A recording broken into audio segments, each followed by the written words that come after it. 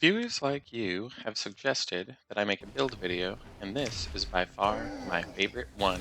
I call it the Britney Spears build for two reasons, because it's centered around one of her greatest hits, Hit Me Baby One More Time, and let us be real, her music is immortal, just like you'll be. Please note I will put a pinned comment in the description below with guides that will show you where to get everything that you need to be successful. So let's get into it. First up, I'll be talking about the essentials. The Architect crest will allow us to press up in circle to craft tools, whether outside or in mid-battle, away from a bench. This is necessary to use enough plasmium files to enter a regenerative state, which heals one of your depleted health slots every 6 seconds. With regard to the plasmium file, under normal circumstances, the way it works is you inject a file and you get one blue heart tacked onto your normal health. However, if you take enough of them, you will enter a state that provides healing over time, but makes it so we cannot heal using the bind button. This makes our silk effectively useless, as the Architect crest doesn't have a spot for silk consumption, but that's not going to be a problem.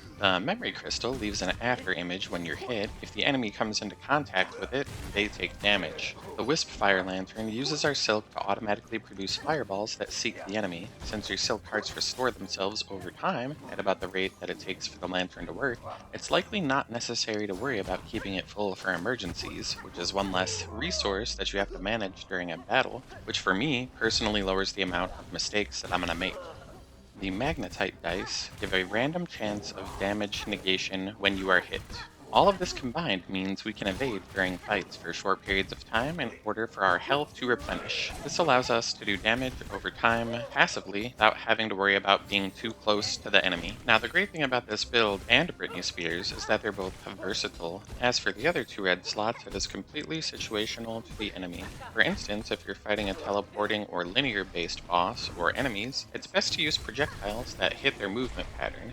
This allows you to continue to do even more damage over time while staying away from the danger. The only two battle-related gold slots are the dice and the weighted belt, so there's no need to consider anything else. I always keep the compass on because we have a third slot and I get lost easily. However, you can do whatever you need with that as your situation changes. Because this is a shell-heavy setup, it's best to have some shard bundles in your inventory at all times, because sometimes you'll be locked in various areas for a period of time before you're able to get to a bench. You can get around wasting these by save scrumming with cloud settings on your console or copying and pasting the file on a PC. I personally find that this saves me a lot of time I would otherwise have to be grinding for consumables, as I'm the type of guy who likes to throw himself at a boss over and over again until I win and don't want to lose muscle memory or accidentally forget the enemy skills due to grinding.